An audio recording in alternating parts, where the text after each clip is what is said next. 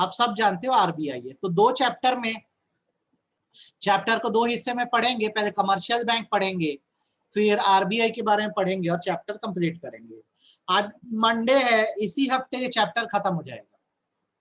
ठीक है, बहुत आराम से सुनना, मेरी एक एक बात को अच्छे से समझ के करना, और कॉपी अपने पास रखे रहोगे तो मुझे भी बड़ा अच्छा लगेगा। जो जो मैं बोल रहा हूँ नोट करना, नोट्स तो मैं आपको दे ही देता हूँ, आप फिर भी नोटिंग करना मैं जो बोल रहा हूँ। जब मैं कमर्शियल बैंक वर्ड यूज करता हूं तो बेसिकली ये आरबीआई से लाइसेंस्ड वो बैंक होते हैं जो पूरे इंडिया में फैले हुए हैं और जिनका काम प्रॉफिट अर्न करना है। पहले तो ये समझ लो। अगर मैं इसको डिफाइन करूं तो कमर्शियल बैंक रिफर्स टू, बहुत ध्यान से मेरी बात को सुनना बेटा, अनुष्का जैसा आप ये पूछते हैं ना नोट्स का, आप सिर्फ अपने रेफरेंस के लिए कॉपी में लिखा करो, बाकी तो मैं आपको पूरा रिटर्न नोट्स प्रोवाइड कर रहा हूं और क्वेश्चंस भी बनवा रहा हूं, तो खाली आपको उस नोट्स या शीट को देखनी है। रही बात कॉपी मेंटेन करने की काम, तो जो क्लास में मैं एग्जांपल्स देता हूं या जो मैं क्लास में पढ़ाता हूं उसको आप कॉपी में अपने समझने के लिए मेंटेन रखो। ठीक है, अलग से और कोई रिक्वायरमेंट नहीं है कि नोट्स अलग पढ़ रहे हैं सर के, कॉपी में वापस से बना रहे हैं, क्यों इतनी मेहनत करोगे। मैं जो क्लास में पढ़ा रहा हूं उसको कॉपी में लिखते जाया करो, और जो मैं फिजिकल नोट्स आपको देता हूं, भेजता हूं ग्रुप में पीडीएफ, उससे पढ़ाई किया करो, क्योंकि उसमें सारे क्वेश्चंस भी इंक्लूडेड है, और टेस्ट दिया करो, बस यही करना है आपको। तो कमर्शियल बैंक क्या है उस पर हम आ जाएं। तो commercial bank refers to institutions, institutions मतलब organisation which performs the functions of, क्या करता है bank, accepting the deposit, accepting the deposit, लोगों से पैसा लेता है, accepting the deposit, comma granting loan, loan देता है, एंड जो पैसा बच गया उसको इन्वेस्ट भी कर देता है, making investment in order to earn profit, charity करने नहीं बैठा है, प्रॉफिट कमाने बैठा है। बहुत आसान है, देखो अच्छे से सीखो। बैंक क्या है या कमर्शियल बैंक क्या है। कमर्शियल बैंक वो है जो लोगों से डिपॉजिट एक्सेप्ट करता है, पैसा कलेक्ट करता है। जो पैसा जमा करते हैं उनको डिपॉजिटर बोलते हैं, और जब ये पैसा बैंक दे देता है तो उस बैंक को पता है कि सब लोग पैसा मांगने एक साथ तो नहीं आएंगे, तो इन पैसों को वो एज अ लोन दे देता है, वो लोन ग्रांट कर देता है, ये इन पैसों को कहीं और इन्वेस्ट कर देता है। ठीक है, तो ये इन्वेस्ट कहाँ करता है, किसी फर्म में या गवर्नमेंट में इन्वेस्ट कर देता है, और इससे इसका होता है प्रॉफिट। सिर के ऊपर से क्या कि समझ आया, ये बताओ। बैंक का एक ही काम है, पैसा देना लोगों से, उस पैसे को किसी को लोन पर दे देना, ठीक है, या पैसे को इन्वेस्ट कर देना ताकि बैंक की कमाई हो सके। आ गई बात। अब मैं जो जो बातें बोलूंगा उसको अच्छे से समझना और एकदम अच्छे से सीखना बिना कंफ्यूज हुए, एक एक चीज को अच्छे से सीखना समझना। होता क्या है कि जैसे हम इस पर आते हैं डिपॉजिटर पे, ये कौन है, तो ये डिपॉजिटर हम लोग हैं, हम लोग को हाउस होल्ड कहा जाता है। एक जनरल टेंडेंसी बता रहा हूं बिना अजम्पशन के, कि जब हम लोग कुछ भी अर्न करते हैं या पैसा कमाते हैं, लाइक जैसे मैंने आज 1 लाख रुपए कमाया, तो मैं पूरा 1 लाख खर्चा नहीं करूंगा, इसका एक पोर्शन जैसे 60,000 रुपए में सेव कर दूंगा। और हर मिडिल क्लास पर्सन या कोई भी क्लास का पर्सन वो करता ही है, कम से कम इतना पैसा सेव कर देगा और 40,000 घर खर्च में लगा देगा, एक्सपेंस में लगा देगा। पहले बताओ मैं बात सही बोल रहा हूँ कि गलत बोल रहा हूँ, मैं सही बोल रहा हूँ कि गलत बोल रहा हूँ। एक आम आदमी, हम लोग जो हाउस होल्ड कहलाते हैं, अगर हम लाख रुपए कमाते हैं तो यार 60,000 रुपए हम बचा देते हैं और 40,000 रुपए को खर्चा कर देते हैं। तो ये हमने जो 60,000 रुपए बचाया है, इसको मैं चाहूं तो अपने घर में रख सकता हूँ। ये 60,000 रुपए मैंने जो सेव किया है, मेरी सेविंग है, इसको मैं घर में रख सकता हूँ। ठीक है, घर में तिजोरी में रखा रहूंगा। कल को अगर, बता रहा हूँ एक एक चीज सिखा रहा हूँ, अब क्या होगा, मैं इसको घर में रखा रहूंगा, अब कल को चोरी हो गई तो कुछ हो गया तो गड़बड़ है। तो बीच में एक मिडिल मैन होते हैं जिनको कमर्शियल बैंक्स बोला जाता है। ये क्या बोलते हैं कि इन पैसों को आप अपने घर में मत रखो, हमारे पास डिपॉजिट करवा दो। जब आप हमारे पास इस डिपॉजिट कराओगे तो दो फायदा होगा, एक तो आपका पैसा सेफ रहेगा, और दूसरा हम आपके जमा पैसे पे आपको इंटरेस्ट भी देंगे। तो घर में पैसा रखा हुआ है 60,000, वो बढ़ नहीं रहा है, 60 का 60 है, प्लस उसके नुकसान होने का, चोरी होने का खतरा है। लेकिन आपको एक बैंक जो ये ऑफर दे रहा है कि अगर इस पैसे को आप बैंक में रखते हो तो एक तो सेफ रहेगा पैसा, और दूसरा उस पर आपको इंटरेस्ट भी मिलेगा। तो आप बताओ, लोग घर में पैसा रखेंगे कि बैंकों में रखेंगे? लोग घर में पैसा रखेंगे कि बैंकों में रखेंगे? बताओ, कहाँ रखेंगे पैसा? भाई बैंक आपको डबल फायदा दे रहा है ना, पैसा सेफ भी रख रहा है और साथ साथ क्या बोल रहा है, आपको एक इंटरेस्ट भी देगा, वो मतलब वो पैसा ऐड होगा, बढ़ेगा। तो क्या होता है कि जब से सिस्टम आया, हम सब जो भारतीय लोग हैं, जो हाउस होल्ड कहलाते हैं, हम सब अपना पैसा ले जाके बैंकों में जमा कर देते हैं। अब क्या होता है कि बैंक को ये बात पता है कि इतने सारे लोग, लाखों लोग, जब रोज, सब बता रहा हूं एक एक करके, रुक जाओ, सब बता रहा हूं, आपको सिखा रहा हूं। इतने सारे लोग जब बैंकों में रोज पैसा जमा करते हैं, तो बैंक को ये बात पता है कि जब ये पैसा जमा कर रहे हैं तो एक साथ निकालने तो कोई नहीं आएगा, एक साथ निकालने नहीं आएंगे। अगर लोग, लाखों लोग रोज पैसा बैंक में जमा कर रहे हैं तो ये पक्का है कि एक साथ तो पैसा निकालने नहीं आएंगे, अगर आ गए तो बैंक डूब जाएगा। ठीक है, तो बैंक क्या करता है, जो इन लोगों का पैसा जमा होता है, ये इन पैसों को किसको दे देता है? उन लोगों को जिनको पैसों की जरूरत है, और ये लोन पर देता है। ये कहता है बेसिकली कि हम ये पैसा तुमको लोन पे दे रहे हैं, ये पैसा आप हमें रिटर्न कर देना विथ इंटरेस्ट। पहले बताओ, इतनी बात समझ आई कि नहीं है? बैंक के पास सब लोग ने पैसा जमा किया, बैंक को पता है कि एक साथ सब नहीं आएंगे निकालने, तो बैंक इस पैसे को उठा के लोन पे दे देता है। जिनको लोन पे दिया उनको बोला है पूरा पैसा भी रिटर्न करना होगा और इंटरेस्ट भी देना होगा। बात समझ आई कि नहीं, हाँ या ना? आ गई है। अब सिस्टम सिखा रहा हूं, ध्यान से सीखना। अब यहाँ पे जो सिस्टम बता रहा हूं वो सीखो आप, जो मैं बोल रहा हूं अच्छे से। बैंक यहाँ पे मिडिल मैन का काम कर रहा है। बैंक यहाँ पर एक मिडिल मैन है जो पैसे को इधर से उधर कर रहा है। पैसा जमा करना कराने वाले लोग कौन है? डिपॉजिटर हैं जो पैसा जमा करा रहे हैं। ये एक्चुअल में हम ही लोग होते हैं, हाउस होल्ड, जो हमारी कमाई का एक हिस्सा बैंक में क्या करते हैं, जमा करते हैं, डिपॉजिट करते हैं, इस उम्मीद से कि एक तो पैसा हमारा सेफ रहेगा, और दूसरा इस पैसे पे बैंक हमें क्या देगा, इंटरेस्ट देगा।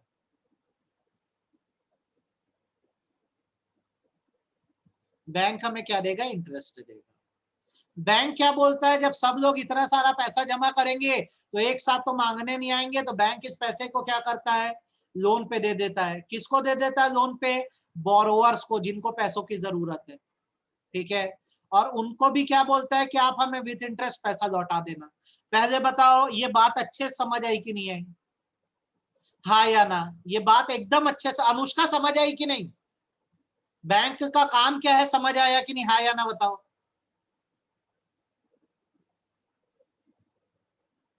अब मेरी बात को बहुत ध्यान से सुनना, जो है मैं सिखाऊंगा आपको, उस बात को एकदम दिमाग में बिठाना। बैंक यहाँ पे मिडिल मैन है, बीच का बंदर है। ये आपका ही पैसा दे रहा है और जिनको जरूरत है लोन पे दे रहा है। अब यहाँ पे देखो, आप सीखो मेरी बात को जो मैं आपको सिखाने वाला हूं। जब आप बैंक में पैसा जमा करते हो तो बैंक आपको बोल रहा है कि उस पैसे पे आपको इंटरेस्ट देगा। तो जिस रेट पे वो आपको इंटरेस्ट देगा, इस रेट को बेसिकली बोरोइंग रेट बोलते हैं। इस रेट को बोरोइंग रेट बोला जाता है, याद रखना। बोरोइंग रेट का मतलब होता है द रेट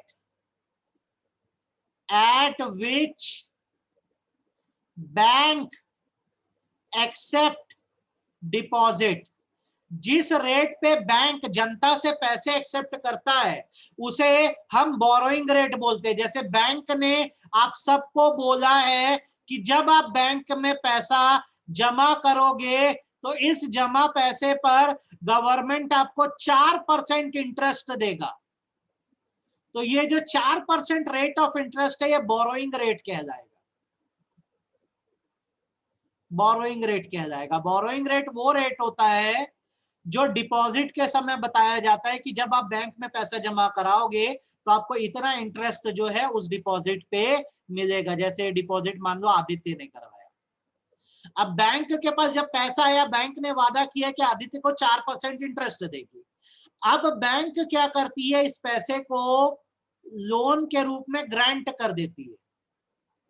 मान लो ये लोन दिया गया विजय को, तो विजय को भी बोला गया है कि तुमने जो लोन लिया है उसमें तुम बैंक को इंटरेस्ट देना। तो बैंक बोलती है जैसे ये 12% इंटरेस्ट है कि हम विजय को लोन दे रहे हैं 12% पे, तो इसको बोला जाता है लेंडिंग रेट।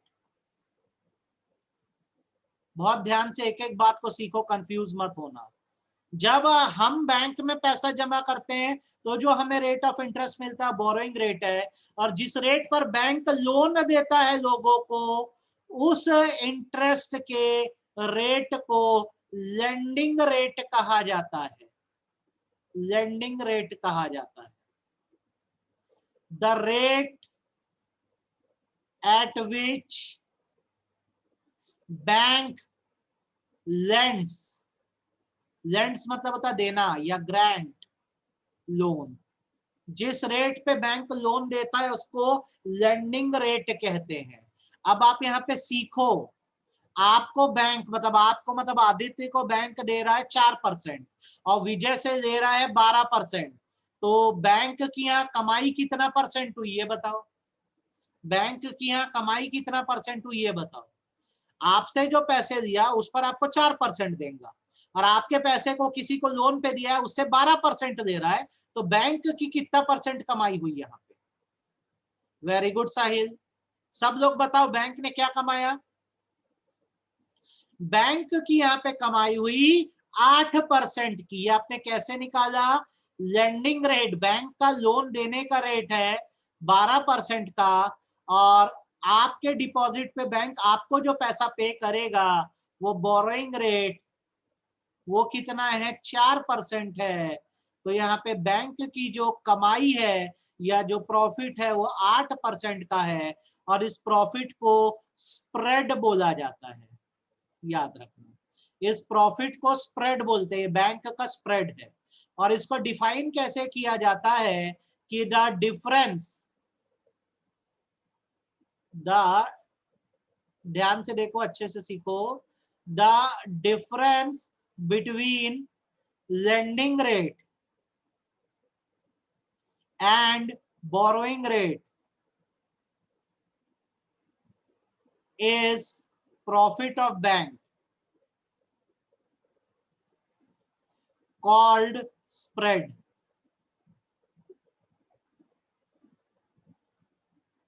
कितने लोगों को जो मैंने पढ़ाया अच्छे समझ आ गया? एक एक बात समझ आ गई कि नहीं आ गई? बैंक का बस यही काम है, आपसे पैसा लेता है, इस पैसे को लोन पे उठा के दे देता है। बैंक को पता है सब लोग एक साथ पैसा मांगने कभी नहीं आएंगे।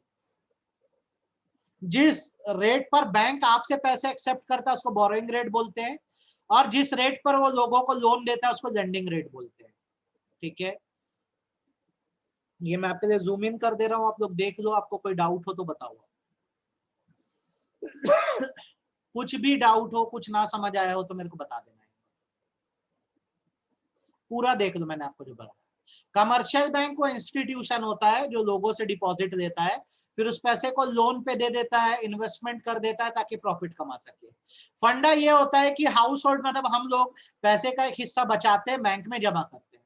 बैंक उन पैसों को रखा नहीं रहता, वो कहीं और लोन पे दे देता है ताकि उसकी कमाई हो सके।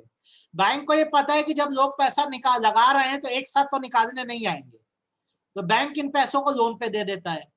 तो आप बैंक में क्यों पैसा जमा कर रहे हो? क्योंकि बैंक आपको लालच दे रहा है कि जब आप बैंक में पैसा जमा करोगे तो उस पर आपका पैसा बढ़ेगा, मतलब आपके डिपॉजिट पे वो इंटरेस्ट देता है, तो जिस रेट पर देगा उसको बोरोइंग रेट बोलेंगे, और जिस रेट पर बैंक लोन देगा उसको लेंडिंग रेट बोलेंगे। तो बैंक की कमाई क्या हुई? बोरोइंग और लेंडिंग के बीच का जो डिफरेंस होता है वो बैंक की कमाई होती है। The difference between lending rate and borrowing rate is profit of bank called spread.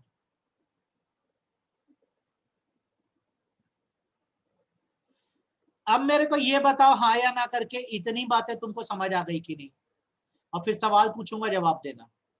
What is commercial bank, ये समझ आ गया कि नहीं आया? पहले लिख लेने दो, फिर एक साथ बताना। What is commercial bank. दूसरी बात, बोरोइंग रेट क्या होता है, लेंडिंग रेट क्या होता है, स्प्रेड क्या होता है। चलो फटाफट बोलो, ये सब समझ आया कि नहीं आया?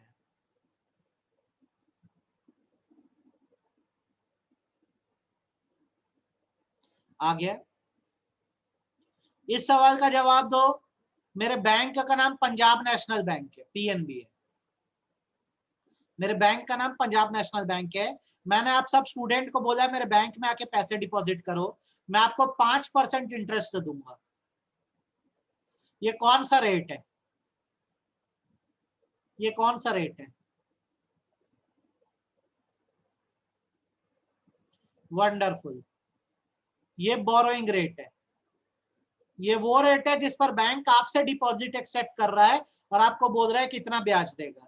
अब पीएनबी ने इस पैसे को उठाकर सचदेवा इंटरनेशनल स्कूल को लोन पे दे दिया और बोला कि आप हमें 12% इंटरेस्ट के साथ ये पैसा वापस करना। ये कौन सा रेट है?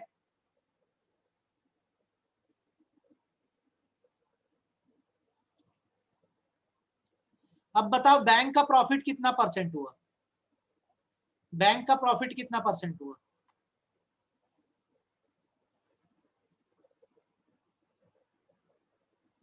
बैंक का प्रॉफिट यहाँ पे 7% हुआ। ये बात आपको कैसे पता लगी? Landing rate minus borrowing rate, ठीक। और इस प्रॉफिट को हम क्या टर्म देते हैं? स्प्रेड कहते हैं।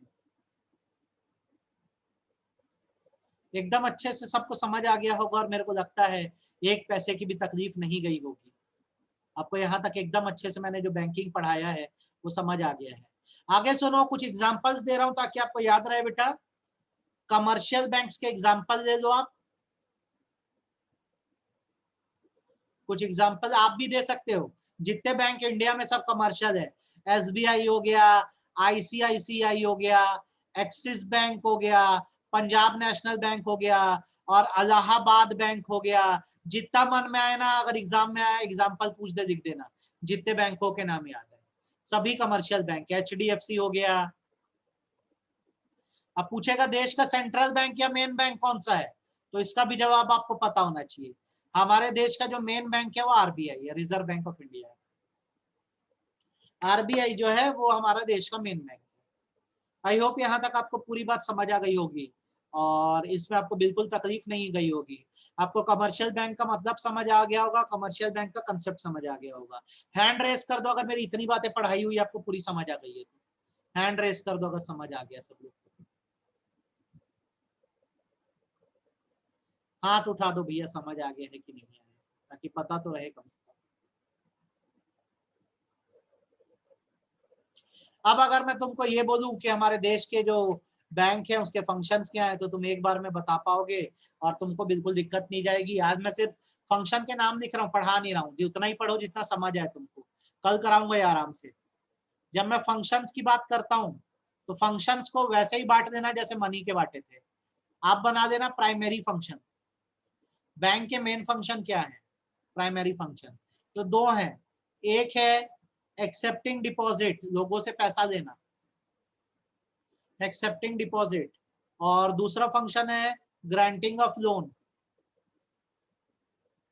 ग्रांट मतलब देना होता है, इसको लेंडिंग भी बोलते हैं, याद रखना। यही दो काम है मेन बैंक के, पैसे एक्सेप्ट करना और उन पैसों को लोन पे देना। अब बैंक के अगर बोलोगे सेकेंडरी फंक्शन क्या है, बैंक के अगर बोलोगे सेकेंडरी फंक्शन क्या है, तो सेकेंडरी फंक्शन में बैंक के आ जाते हैं ओवरड्राफ्ट फैसिलिटी। सब सिखाऊंगा आपको मैं। ओवरड्राफ्ट फैसिलिटी आ जाता है, डिस्काउंटिंग आ जाता है, ठीक है, जिसको बिल डिस्काउंटिंग भी बोलते हैं। फिर कुछ एजेंसी फंक्शंस आ जाते हैं। एजेंसी फंक्शन मतलब बैंक आपके एजेंट के रूप में भी काम करता है। आप बैंक के थ्रू पीवीआर की टिकट बुक कर सकते हो, डोमिनोज में पिज्जा खा सकते हो, फॉरेन एक्सचेंज कर सकते हो, विदेश घूमने जा सकते हो, सब कर सकते हो। ये फंक्शन एग्जाम में 6 नंबर में पूछता है 6 मार्क्स में, तो इसको एकदम थारोली करेंगे अपन। आपको अगर लगे नोटिंग वोटिंग करना है कर दो। आपको समझ आया कि नहीं आया ये बताओ। अब आ गई बात समझ में? तो ये फंक्शंस को आज तुरंत मत करना, कारण इसलिए बोल रहा हूं मैं कि उतना ही समझो जितना क्या रहे अपने लिए जरूरी रहे। आप फंक्शन देख लो, फोटो खींचना है खींच लो, लिखना है लिख लो। कल इन फंक्शंस को पूरे खत्म करेंगे कल की क्लास में। ठीक है, लंबी क्लास मेरे को खींचने का कभी इंटेंशन नहीं है, सिर्फ उतना पढ़ो जितना बेहतरीन रूप से आपको समझ आए। आज मेरे को जो आपको पढ़ाना था मेरा पर्पस सॉल्व हो गया। मेरे को आपको बताना था कमर्शियल बैंक क्या, मैंने बताया, आपको समझ आया। आपको बोरोइंग रेट, लेंडिंग रेट समझ आ गया, आपको स्प्रेड समझ आ गया। इतना समझ आ गया आपके लिए काफी है। कल की क्लास जब आप अटेंड करोगे तो आपको मैं फंक्शंस ऑफ बैंक एकदम डिटेल में एक एक फंक्शन बताऊंगा, और कल हम लोग पूरे फंक्शंस खत्म करने वाले हैं। आपको मेरी बात समझ आई? हाँ या ना बोलो। मेरी बात क्लियर हो गई मैंने जो बोला? तो ये करो आप। ठीक है, कल हम लोग आराम से क्या करने वाले हैं, एक एक फंक्शन करेंगे। तब तक के लिए बाय बाय। इतना करो आप अच्छे से करो। ठीक है, कल मिलते हैं हम लोग।